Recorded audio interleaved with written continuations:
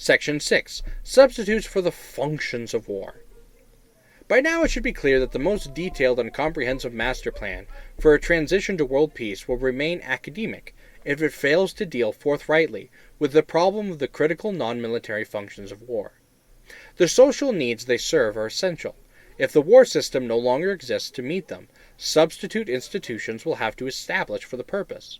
These surrogates must be realistic, which is to say of a scope and nature that can be conceived and implemented in the context of present-day social capabilities. This is not the truism it may appear to be. The requirements of radically social change often reveal the distinction between a more conservative projection and a wildly utopian scheme, to be fine indeed. In this section we will consider some possible substitutes for these functions. Only in rare instances have they been put forth for the purposes which concern us here, but we see no reason to limit ourselves to proposals that address themselves explicitly to the problem as we have outlined it. We will disregard the ostensible or military functions of war. It is a premise of the study that the transition to peace implies absolutely that they will no longer exist in any relevant sense. We will also disregard the non-critical functions exemplified at the end of the preceding section. Economic. Economic surrogations of war must meet two principal criteria. They must be wasteful, in the common sense of the word, and they must operate outside the normal supply and demand system. A corollary that should be obvious is that the magnitude of the waste must be sufficient to meet the needs of a particular society. An economy as advanced and complex as our own requires the planned average annual destruction of no less than 10% of gross national product if it is effective to fulfill its stabilizing function.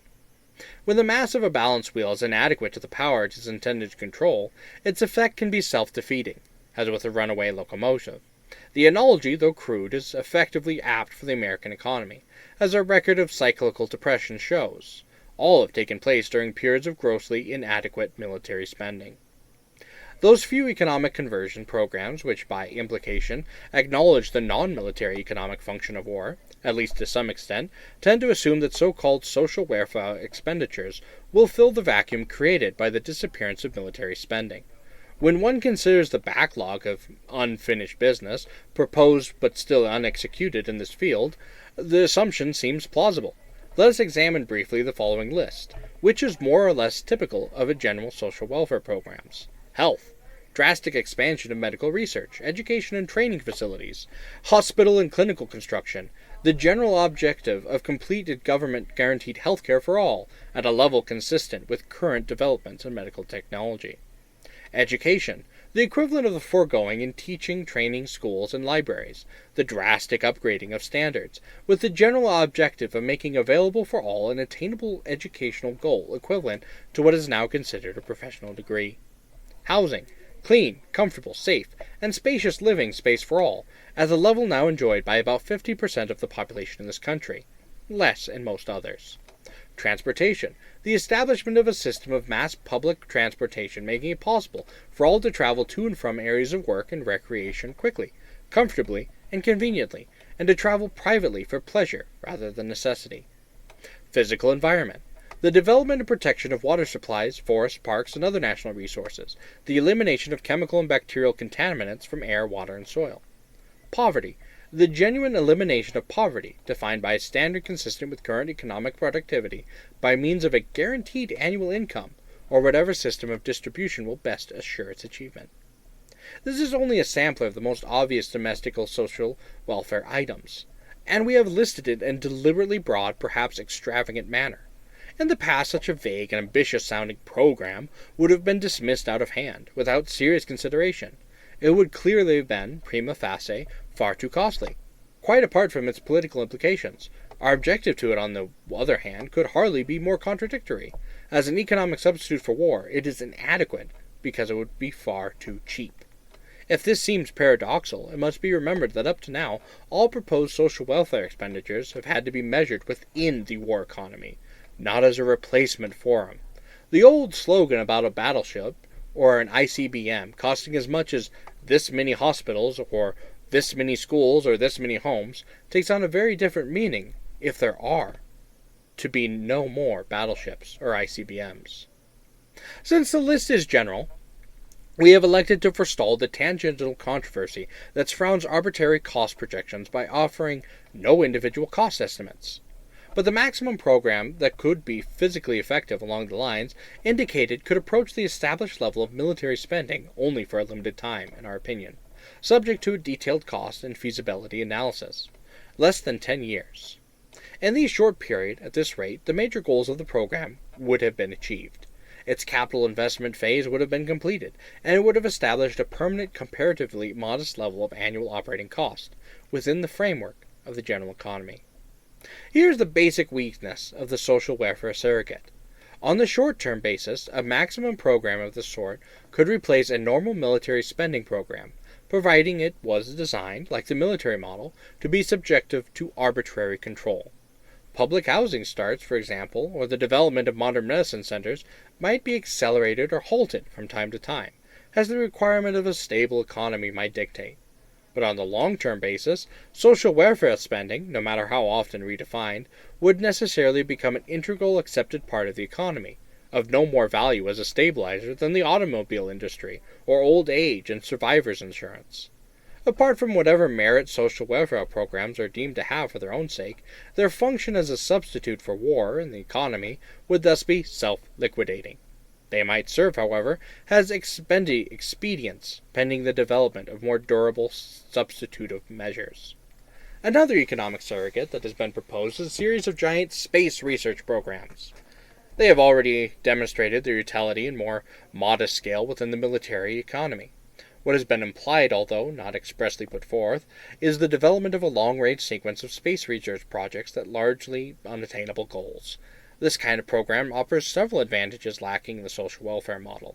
First, it is unlikely to phase itself out, regardless of the predictable surprises science has in store for us. The universe is too big. In the event some individual project unexpectedly succeeds, there would be no dearth of substitutive problems. For example, if colonization of the moon proceeds on schedule, it could then become necessary to establish a beachhead on Mars or Jupiter, and so on. Second, it need be no more dependent on the general supply-demand economy than its military prototype. And third, it lends itself extraordinarily well to arbitrary control. Space research can be viewed as the nearest modern equivalent, yet devised to the pyramid building and similar ritualistic enterprises of ancient societies.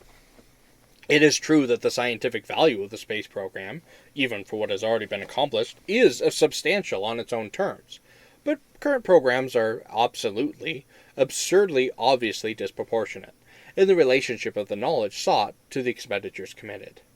All but a small fraction of the space budget, measured by the standards and comparable scientific objectives, must be charged de facto to the military economy. Future space research, projected as a war surrogate, would further reduce the scientific rationale of its budget to a minuscule percentage indeed.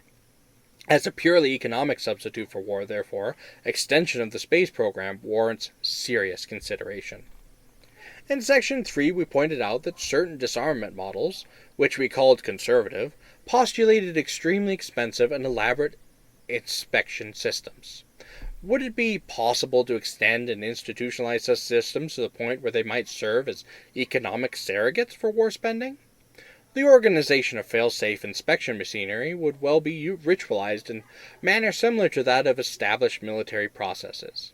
Inspection teams might be very like weapons. Inflating the inspection budget to military scale presents no difficulty. The appeal of this kind of scheme lies in the comparative ease of transition between two simple parallel systems. The elaborate inspection surrogate is fundamentally fallacious, however. Although it might be economically useful as well as politically necessary during the simple disarmament transition, it would fail as a substitute for the economic function of war for one simple reason. Peacekeeping inspection is a part of a war system, not of a peace system. It implies the possibility of weapon maintenance or manufacture, which could not exist in a world at peace, as here defined. Massive inspection also implies sanctions, and thus war readiness. The same fallacy is more obvious in plans to create potentially useless defense conversion apparatuses. The long discredited purpose to build total civil defense facilities is one example.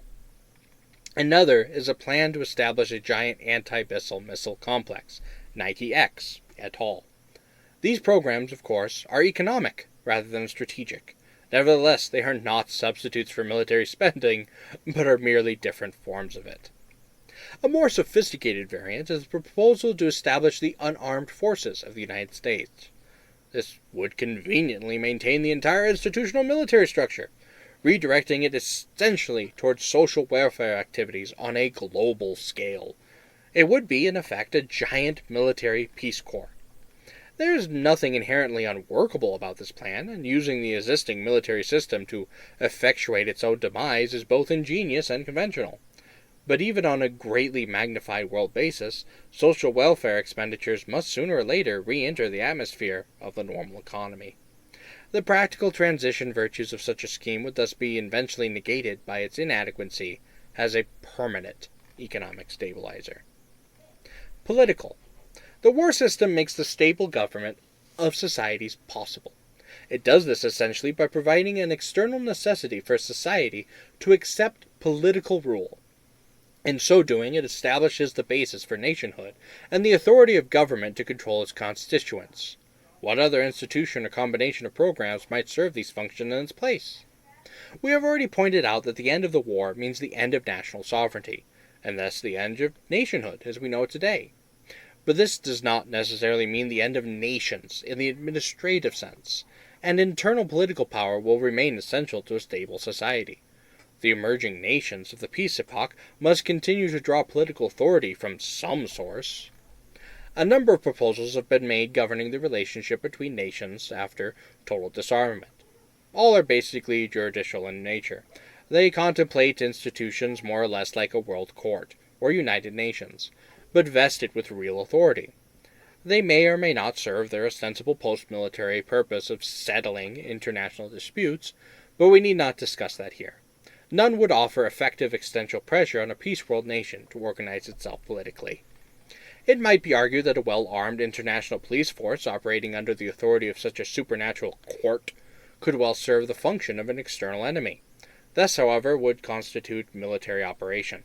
Like the inspection scheme method, and like them, would be inconsistent with the premise of an end-to-the-war system.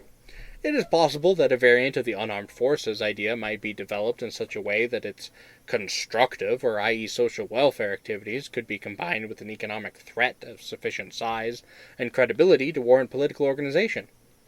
Would this kind of threat also be contradictory to our basic premise? That is, would it be inevitably military? Not necessarily in our view, but we are skeptical of its capacity to evoke any sort of credibility. Also, the obvious destabilizing effect of any global social welfare surrogate on political necessary class relationships would create an entirely new set of transition problems, at least equal in magnitude. Credibility, in fact, lies at the heart of the problem of developing a political substitute for war. This is where the space race proposals, in many ways as well as suited as economic substitutes for war, fall short.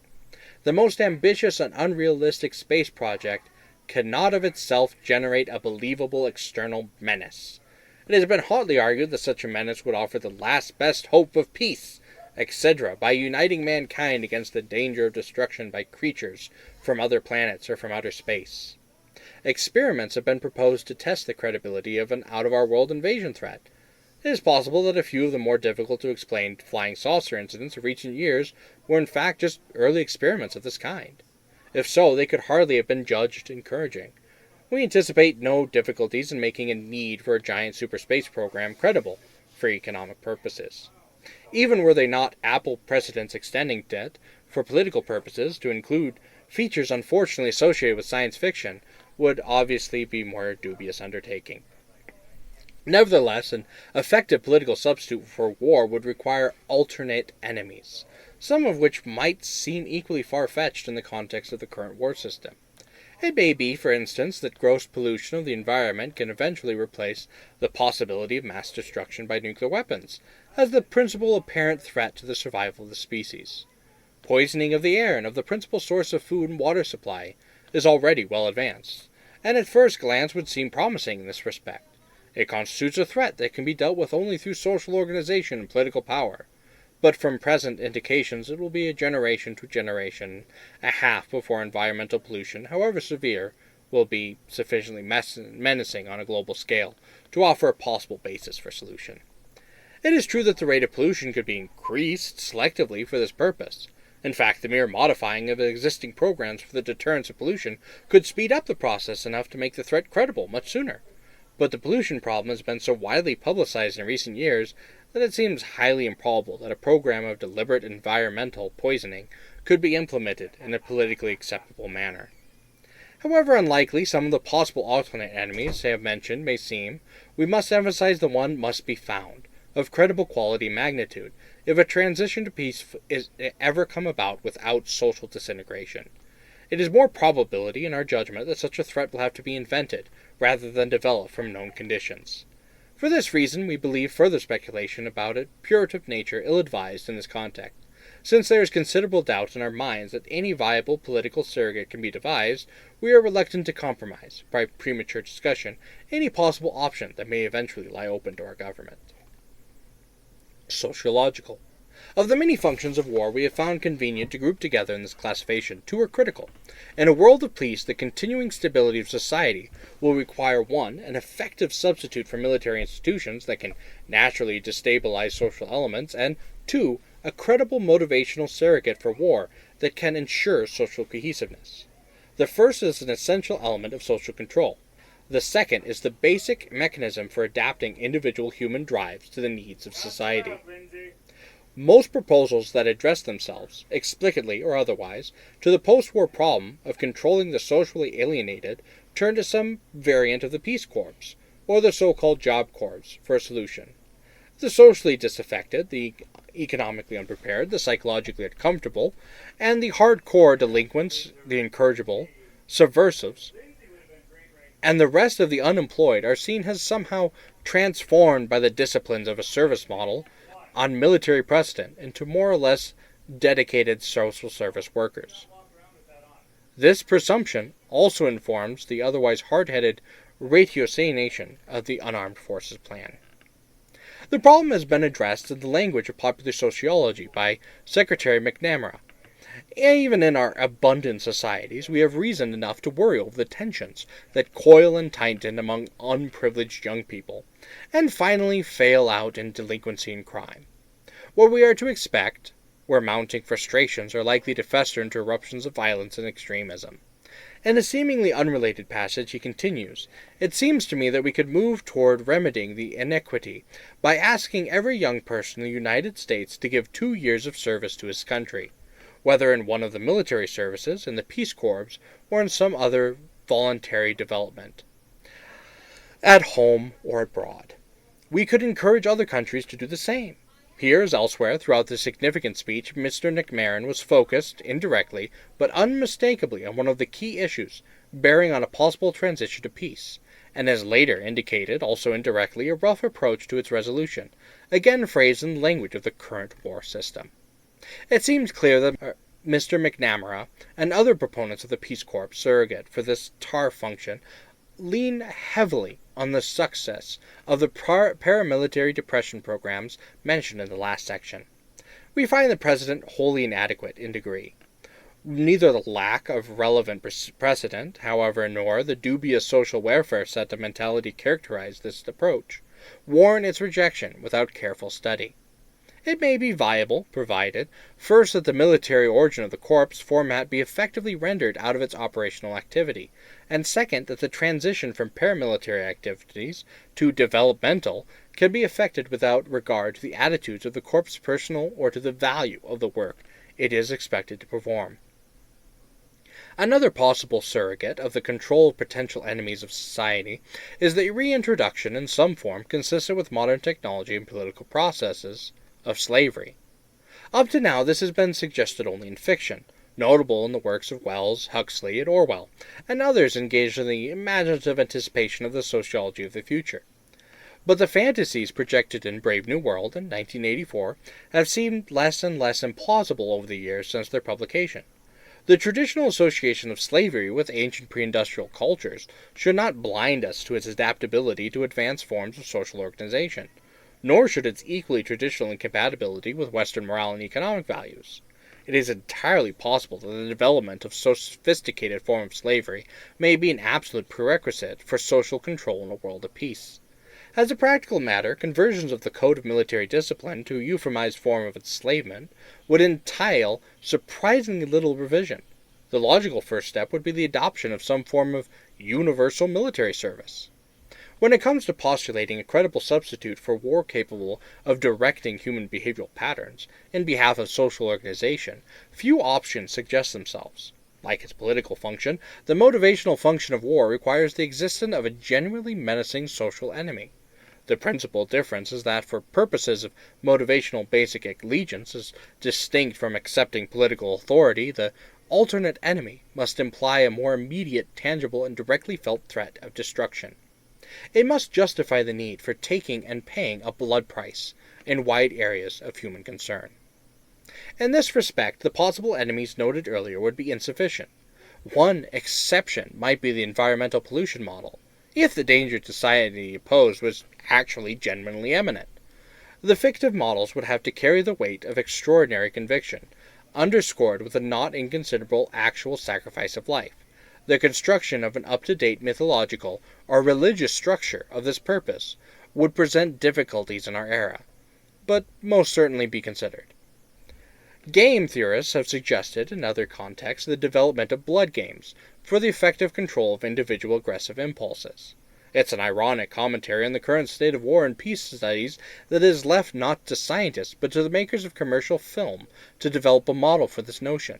On the plausible level of popular melodrama, as a ritualized manhunt, more realistically, such ritual might be socialized, in the manner of the Spanish Inquisition and the less formal witch trials of other periods, for a purpose of social purification or state security, or other rational, both acceptable and credible to post-war societies. The feasibility of such an updated version of still another ancient institution, though doubtful, is considerably less fanciful than the wishful notion of many peace planners that a lasting condition of peace can be brought about without the most painstakingly examination of every possible surrogate for the essential functions of war.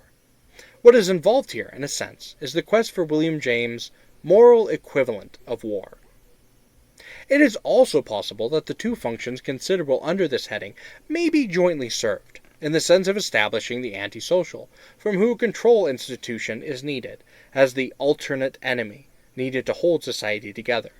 The relentless and irreversible advance of unemployability at all levels of society, and the similar extension of generalized alienation from accepted values, may make some such programs necessary, even as an adjutant to the war system. As before, we will not speculate on the specific forms this kind of program might take, except to note that there is again ample precedent in the treatment meted out to disfavored, allegedly menacing ethnic groups in certain societies during certain historical periods. Ecological. Considering the shortcomings of war as a mechanism of selective population control, it might appear that divisive substitutes for this function should be comparatively simple. Schematically, this is so, but the problem of timing the transition to a new ecological balancing device makes the feasibility of substitution less certain. It must be remembered that the limitation of war in this function is entirely eugenic. War has not been genetically progressive, but as a system of gross population control to preserve the species it cannot fairly be faulted. And as has been pointed out, the nature of war is in itself in transition. Current trends in warfare, the increased strategic bombing of civilians and the greater military importance now attached to the destruction of sources of supply, as opposed to purely simple military bases and personnel, strongly suggest that a truly quantitative improvement is in the making. Assuming the war system is to continue, it is more than probable that the aggressively selective quality of war will have been reversed, as its victims become more genetically representative of their societies. There is no question but that a universal requirement that procreation be limited to the products of artificial insemination would provide a fully adequate substitute control for populational levels. Such a reproductive system would, of course, have the added advantage of being susceptible of direct eugenic management. Its predictable further development, conception, and embryonic growth taking place wholly under laboratory conditions would extend these controls to their logical conclusion. The ecological function of war under these circumstances would not only be superseded, but surpassed in effectiveness.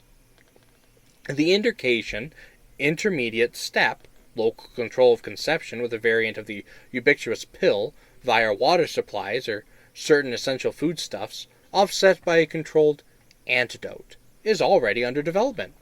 There would appear to be no foreseeable need to revert to any of the outmoded practices referred to in the previous section, infanticide, etc., as there might have been if the possibility of transition to peace had arisen 2 generations ago. The real question here, therefore, does not concern the viability of this war substitute, but the political problems involved in bringing it about. It cannot be established while the war system is still in effect. The reason for this is simple. Excess population is tar material.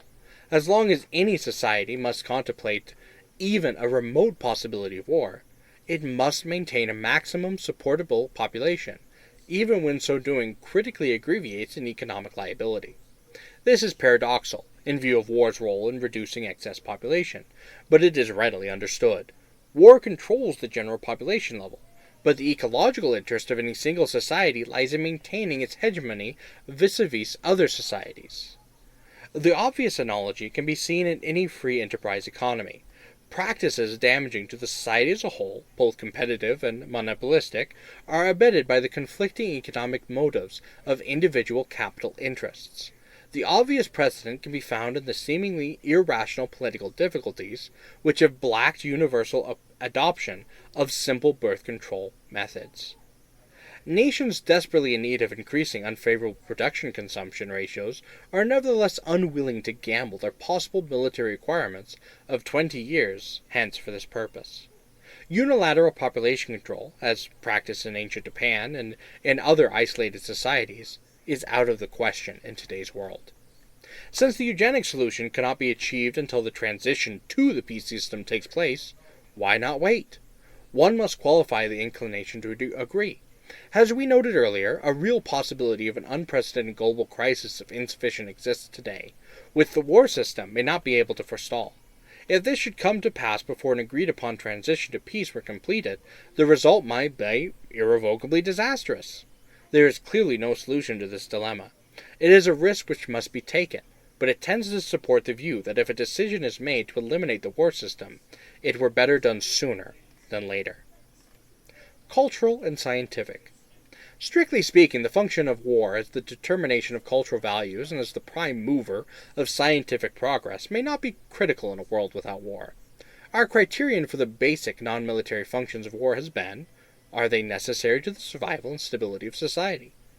The absolute need for substitute cultural value determines and for the continued advance of scientific knowledge is not established. We believe it important, however, in behalf of those for whom this function holds subjective significance, that it be known that they can reasonably expect in culture and science after a transition to peace. So far as the creative arts are concerned, there is no reason to believe they would disappear, but only that they would change in character and relative social importance. The elimination of war, change in character and relative social importance. The elimination of war would in due course deprive them of their principal connotative force, but it would necessarily take some time for the transition, and perhaps for a generation thereafter. Themes of socio-moral conflict inspired by the war system would be increasingly transferred to the idiom of purely personal sensibility. At the same time, a new aesthetic would have to develop. Whatever its name, form, or rationale, its function would be to express in language appropriate to the new period the once discredited philosophy that art exists simply for its own sake. This aesthetic would reject unequivocally the classic requirement of paramilitary conflict as the substantive content of great art. The eventual effect of the peace world philosophy of art would be democratized in the extreme, in the sense that a general acknowledged subjectivity of artistic standards would equalize their new content-free values. What may be expected to happen is that art would be reassigned the role it once played in a few primitive peace-oriented social systems. This was the function of pure decoration, entertainment, or play, entirely free of the burden of expressing the social moral values and conflicts of war-oriented society. It is interesting that the groundwork for such value-free aesthetics is already being laid today, in growing experimentation in art without content, perhaps in anticipation of a world without conflict. A cult has developed around a new kind of cultural determination, which proposes that the technological form of a cultural expression determines its values rather than its ostensibly meaningful content. Its clear implication is that there is no good or bad art, only that which is appropriate to its times, and that which is not. Its culturally effective has been to promote circumstantial constructions and unplanned expressions. It denies to art the relevance of sequential logic. Its significance in this context is that it provides a working model of one kind of value-free culture we might reasonably anticipate in a world of peace. So far as science is concerned, it might appear at first glance that a giant space research program, the most promising among the proposed economic surrogates of war, might also serve as the basic stimulator of scientific research. The lack of fundamental organized social conflict inherent in space work, however, would rule it out as an adequate motivational substitute for war when applied to pure science, but it would no doubt sustain the broad range of technological activity that a space budget of military dimensions would require. A similarly scaled social welfare program could provide a comparable impetus to low-key technological advances, especially in medicine, rationalized construction methods, educational psychology, etc. The eugenic substitute for the ecological function of war would also require continuing research in certain areas of the life sciences. Apart from these partial substitutes for war, it must be kept in mind that the momentum given to scientific progress by the great wars of the past century, and even more by the anticipation of a World War III, is intellectually and materially enormous. It is our finding that if the war system were to end tomorrow, this momentum is so great that the pursuit of scientific knowledge could reasonably be expected to go forward without noticeable diminution for perhaps 2 decades. It would then continue at a progressively decreasing tempo for at least another 2 decades before the bank account of today's unresolved problems would become exhausted. By the standards of the questions we have learned to ask today, there would no longer be anything worth knowing still unknown. We cannot conceive, by definition of the scientific question, to ask once those who can now comprehend are unanswered. This leads unavoidably to another matter, the intrinsic value of the unlimited search for knowledge. We, of course, offer no independent value judgments here, but it is a germ to point out the substantial minority of scientific opinion. It feels that the search to be circumscribed in any case. This opinion is itself a factor to consider the need for a substitute for the scientific function of war. For the record, we must also take note of the precedent that during long periods of human history, often covering thousands of years, in which no intrinsic social value was assigned to scientific progress, stable societies did survive and flourish. Although this could not have been possible in the modern industrial world, we cannot be certain it may not again be true in the future world at peace.